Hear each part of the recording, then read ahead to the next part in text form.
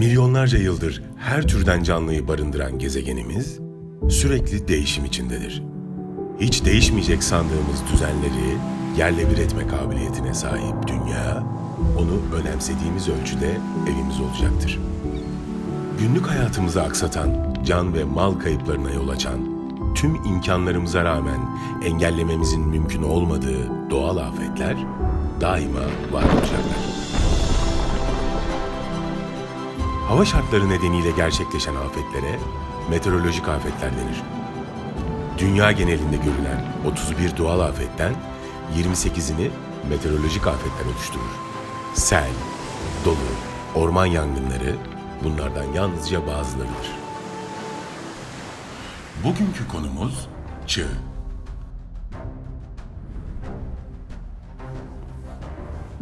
Merhaba, benim adım Seher Kuş. Bu derste çığ afeti hakkında bilgi edineceğiz. Çığ nedir?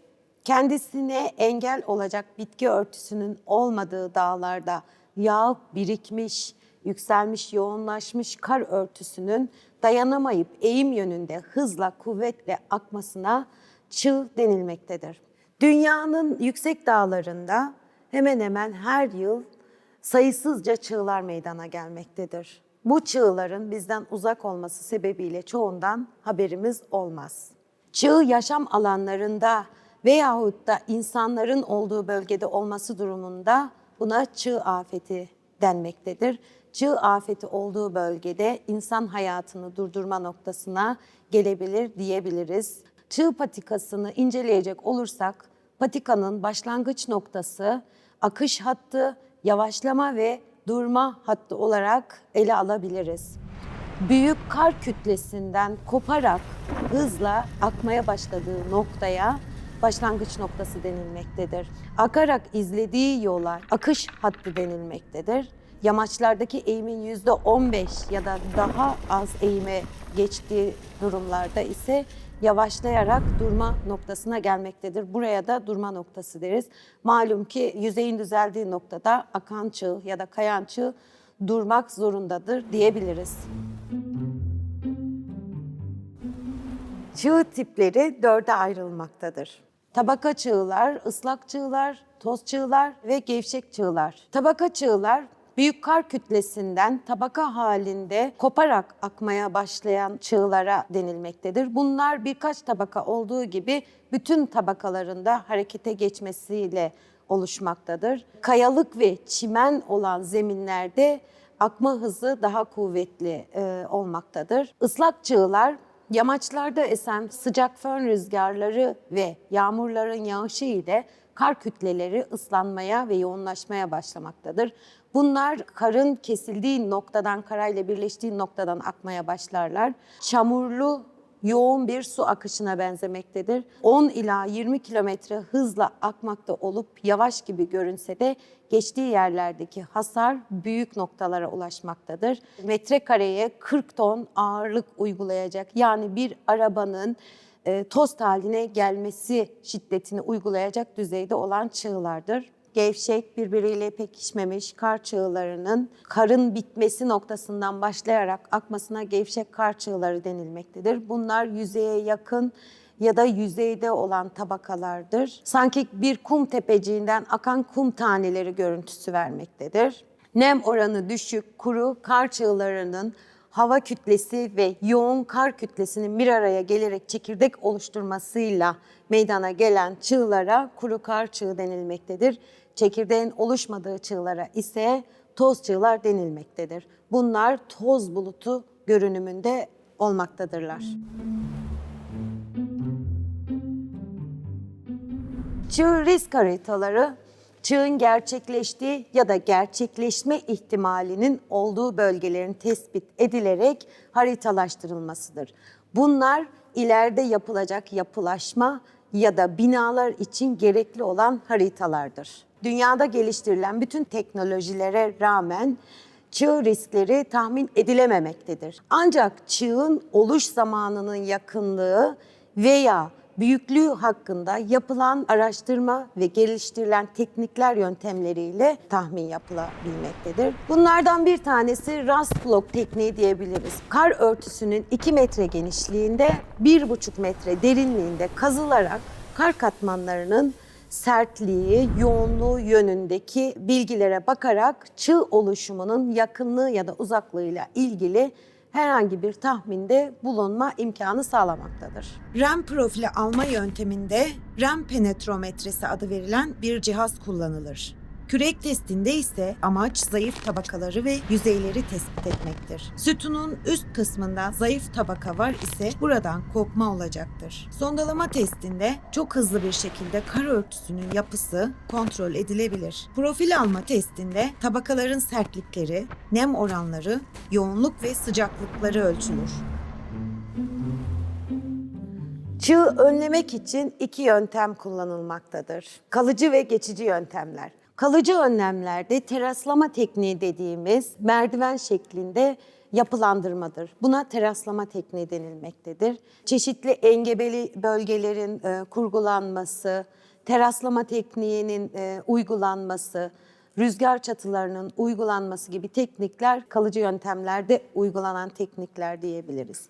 Geçici yöntemlerde ise yapay suni çığ oluşturabiliriz. Patlayıcılar kullanılarak çığ riski olan bölgeleri kendi halinde olmasından önce gerçekleştirme imkanına sahip olabiliriz. Ayrıca yollara uyarı levhaları konulabilir, yaşam alanları boşaltılabilir, girişler yasaklayabiliriz. Yolun çığ yönünde kalan kısmına derin hendekler, kuyular kazarak gelebilecek kar çığlarını, kar tanelerini engelleyebiliriz.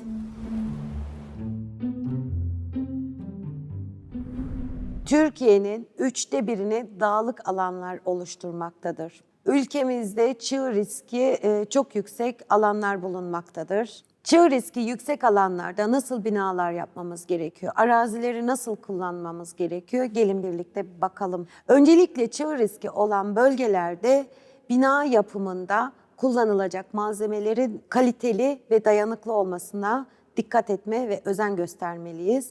Çünkü çığ riski olan bölgelerde yapılacak evlerin çığdan kaynaklı basınca dayanıklı olması gerekmektedir. Evin çığ yönüne bakan kısmına pencere ve kapıların yapılmaması gerekmektedir. Eğer zorunlu ise başka bir bölümüne ikinci bir kapı yapılması uygun olacaktır. Risk anında kaçış sağlayabilmemiz için. Pencerelerin küçük, kepenkli ve güçlü olmasına önem vermeliyiz.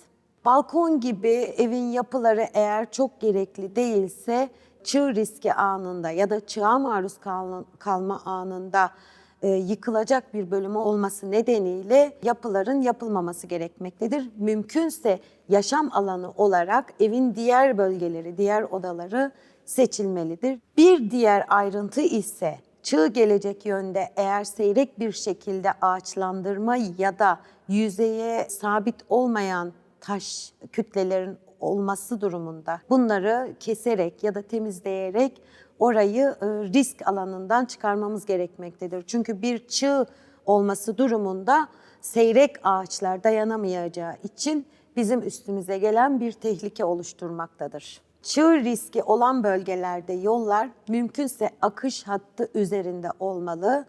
Şayet yamaçlarda olan yolların dolgu yapılarak, doldurularak yükseltilmesi gerekmektedir.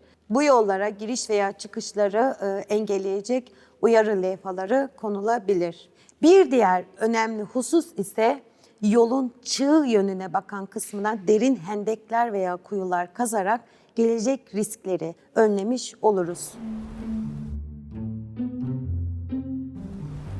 Riski yüksek bölgelerden geçeceğimiz zaman buna göre geçiş noktaları, tehlikeli ve güvenli olan yolların belirlenmesi gerekmektedir. GPS, harita, pusula, ses çıkaran düdük ve benzeri gibi malzemelerin belirlenerek temin edilmesi gerekmektedir.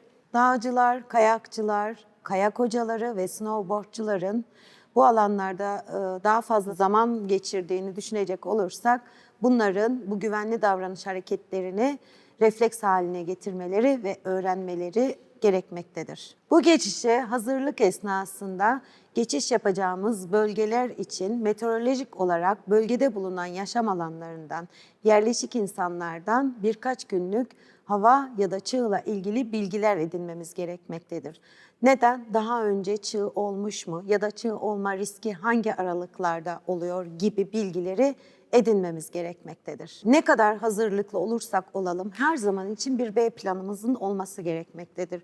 Çünkü bizim planımız dışında ya da düşüncemiz dışında gelişebilecek hava şartları meydana gelebilir. Geçiş anında patikanın en dar yolundan geçmeyi tercih edersek olası bir çığ durumunda bize kaçış için zaman verecek bir yol olması da önemlidir. Kar küreği, çığ sondası ve elektronik alıcıyı yanımızda bulundurmamız gerekmektedir. Çünkü elektronik alıcı kaybolma ya da çığ altında kalma riskini başımıza geldiğinde bizi bulmaları açısından önem taşımaktadır. Çığ küreği ise herhangi bir kurtarma operasyonuna giriştiğimizde karı kürüyüp altındaki afetzedeyi kurtarmamıza yarayacaktır. Geçiş esnasında mümkünse ayaklarımıza hedik ya da geniş tabanlı snowboard tarzında takımlar kullanmalıyız. Yürüme esnasında uygulanacak herhangi bir baskı karın ayrılmasıyla çığ oluşumuna sebep verebilecektir. Geniş bir sırt çantası edinmemiz gerekmektedir. Bu geniş sırt çantasının içinde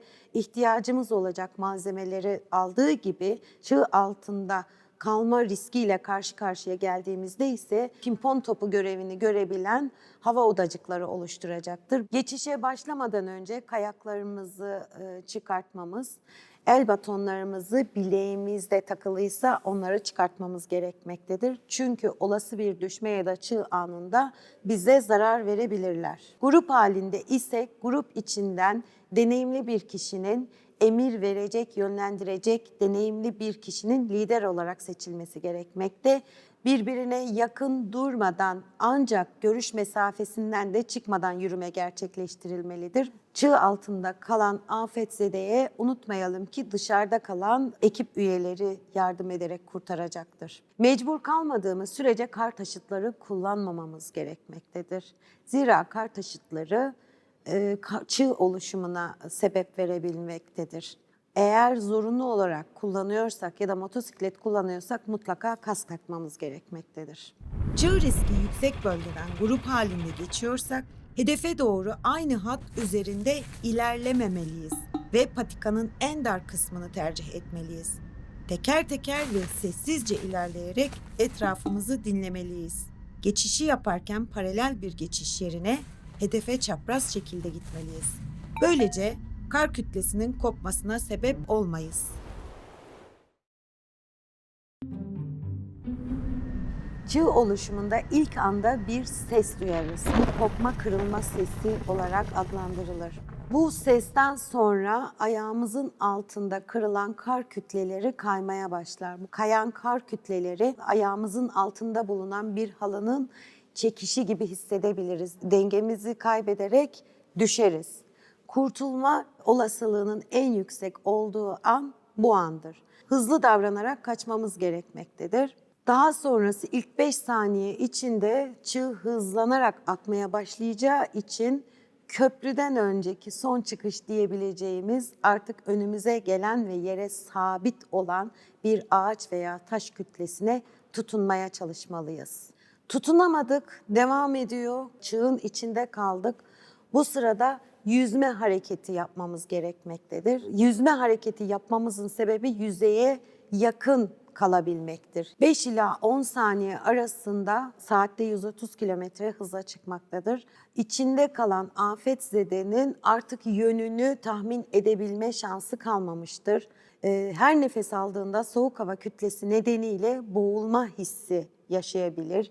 Çığ esnasında çığın içine kattığı ağaç parçaları veya taş parçaları diğer molozların üstüne çarparak zarar vermesi ya da çığ durmadan önce ölümüne sebep vermesi gibi bir gerçekle karşı karşıya kalabilir.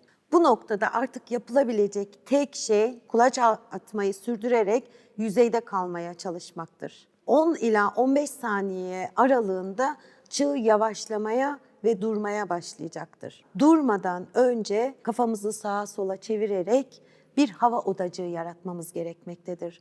Yaratacağımız bu hava odacığı bizim hayatta kalmamız için gerekli olan oksijeni almamızı sağlayacaktır. Zira çığ durduktan sonra duran çığ buz kütlesine dönüşecektir. Artık çığ durdu, sonlandı. Yapabilecek hiçbir şeyimiz kalmadı. Çığın içinde bulunan afetsize de ayak parmaklarına kadar kar altında kalmış bir durumda.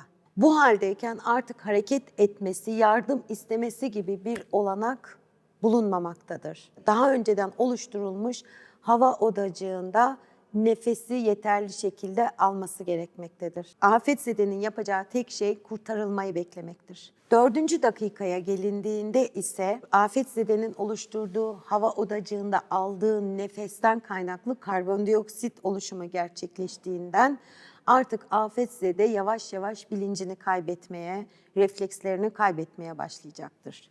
15. dakikaya gelindiğinde ise afetzedede beyin hasarı oluşmaya başlamıştır.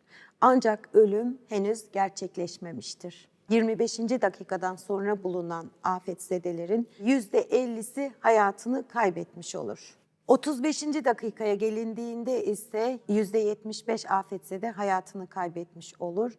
Canlı bulunan, hayatını kaybetmeyen diğer bu afetzedeler ise şans eseri oluşmuş hava tünellerinden kaynaklı hayatta kalmış olur. Çığa arazide yakalanmamız durumunda çapraz bir şekilde kenarlara doğru kaçmaya çalışalım. Çığ akışı esnasında ağzımızı kapatarak nefesimizi uzun süre tutmaya çalışalım. Araziye çıktığımız zaman üzerimizde bir kurdele bulundurmamız hayatta kalmamıza fayda sağlayacak ekipmanlardan biri diyebiliriz. Yürüyüş esnasında da bir çığa yakalanırsak bu kurdele bizim bulunmamızı sağlayacaktır. Çığ esnasında yüzeye yakın olduğunuzu hissederseniz bağırarak veya çığlık atarak sesimizi duyurmaya çalışmalıyız. Ancak çığ altında derindeysek bağırmamız boşa oksijen tüketmemize sebep olacağı gibi dışarıdan da bizi duyma imkanları olmayacaktır. Kar altında iken bayılacağınızı hissederseniz bayılmamak için direnmeyin. Baygın insan daha az oksijen tüketeceği için daha uzun süre hayatta kalma şansı olacaktır. Üstümüzde bir oksijen tüpü varsa hemen bununla nefes almaya çalışalım. Sırtımızda bulunan airbag'li çantanın pimini çekerek şişmesini sağlamalı, hava yeleği gibi bir görev olacağı için yüzeyde kalmamıza yardımcı olacaktır. Ağzımızdan ya da burnumuzdan kar girmesini engellemek için üstümüzde bulunan boğazlı kazağın boğazınızı, ağzınızı ve burnumuzu kapatmamız gerekmektedir.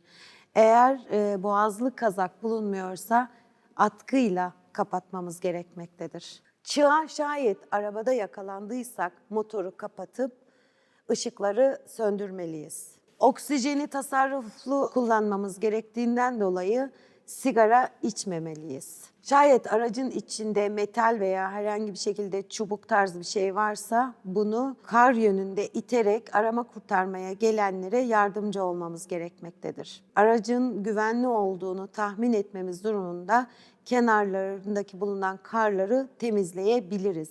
Ancak güvende olduğunda emin değilsek buna kalkışmamamız gerekmektedir. Korna çalarak yine aramaya gelenlere yardımcı olabiliriz. Aracımızın içinde telsiz veya buna benzer iletişim cihazı bulunuyorsa bunları açık tutmamız gerekmektedir. Yetişkin bir insanın vücut ısısı 37 derecedir. Bu derece 35'in altına düşmesi durumunda hipotermi dediğimiz olay gerçekleşir. Hipotermi geçiren yetişkin bir insanda davranış bozuklukları, bilinç kaybı görülmektedir. Ağır hipotermi geçiren bir insan hayatını kaybetmiş bir insan gibi görünmektedir. Çoğunlukla nabız alınamaz veya çok zayıf nabız alınabilmektedir. Ancak şunu unutmayalım ki çığ kazazedeleri genellikle hipotermiye yakalanmadan önce hayatını kaybetmektedir. Çığ esnasında arama kurtarma ekibinde görevliysek veya arama kurtarma yapıyorsak daha fazla insanı riske atmamak adına ikinci bir çığ riski olabileceği düşünülerek grup üyelerinin hepsini riske atmamamız gerekmektedir. Bir gözcü seçilmesi gerekmektedir. Arama kurtarma yapılacak bölgede öncelikle bir giriş ve çıkış rotası, yani yolları belirlenmeli. Afetzedenin en son görüldüğü noktanın tespit edilerek arama kurtarma çalışmasının orada yapılması gerekir. Göz ve kulakla arama kurtarma en basit ve en temel yöntem olup yetersiz bir yöntemdir. Göz yanılmalarına sebep verebilir. Bazen kar üstünde eşya gibi görünen bir nesne afetzedenin kendisi olabilmektedir. Afetzedenin üzerinde alıcı verici cihazın olduğundan eminsek, üzerimizde bulunan vericileri alıcı konumuna getirmemiz gerekmektedir. Afetzedeye ait bir sinyal alınması durumunda diğer grup üyelerine haber verilerek onların ulaşmasını sağlamamız gerekmekte. Batonlarla, küçük adımlarla, kısa aralıklarla arama yapmamız gerekmektedir. Batonlarla yapılan aramalarda afetzedeye zarar verme ihtimali yüksektir, ancak bu göze alınabilen bir risktir. Sonda ile arama işlemi profesyonellik gerektirmediğinden ne kadar çok kalabalık insan olursa afetzedenin daha çabuk bulunmasına sebep verecektir. Sizler de bu arama çalışmalarına katılabilirsiniz. Yönlendirme yöntemi kendi etrafında bir çember çizerek yoğun sinyal alınan noktayı bulabilmektir. Grift yöntemi 90 derecelik açılar ile sinyalin alınabildiği noktayı saptamaktır. Tanjant yöntemi ise kısa aralıklarla sinyalin geleceği yönlerin aranmasıdır. Çığda arama kurtarmada en önemli etkili yöntem köpeklerle arama kurtarma yöntemidir. Köpeklerle arama yöntemi etkili olduğu gibi ancak eğitimli köpeklere ulaşmakta zorluk çekilebilir. Köpeklerin bulmama riski afetzedenin 2 metreden daha aşağıda olması, kalabalık bir ortamda bulunması, eğitmeninin yanında olmaması, köpeklerin agresifleşmesine ve afetzedeyi bulamamasına neden olabilmektedir. Arama kurtarmada bir diğer yöntem de pasif yanıtlayıcılardır. Pasif yanıtlayıcılar bulunmasında güçlük çekilmez. Bunlardan bir tanesini üzerimizde bulunan kazağa ya da monta dikebildiğimiz gibi bir tanesini de pantolonumuza dikebiliriz. Pasif yanıtlayıcılar kolay bulunur ve ucuz olmasına rağmen tespit edici cihazların pahalı ve temin edilmesinde zorluk çekilmesi nedeniyle çok tercih edilmemektedir. Araç içinde afete maruz kalmış kişileri kurtarmakta magnetometre kullanılmaktadır. İhtiyacımız olmaz diye düşünmeyelim. Nerede ne zaman başımıza ne geleceği hiçbir zaman belli olmaz. Bir tatile gitmiş olabiliriz. Bir göreve gitmiş olabiliriz. Gittiğimiz bölgede çığa yakalanma riskimiz de olabilir. Çığ afetiyle karşı karşıya kaldığımız zaman neler yapmamız, neler yapmamamız gerektiği hakkında bilgiler edinmeliyiz. Bu nedenle bu bilgiler her zaman için hayat kurtarabilir. Dünyanın doğal değişimi her zaman devam edecek. Afetler yaşamlarımızın bir parçası olmayı sürdürecekler. Bizler doğru tedbirleri alıp afetlere hazırlıklı olursak, acı kayıpların ve maddi zararların önüne geçip doğayla uyum içinde var olmayı öğrenebiliriz. Kızılay Akademi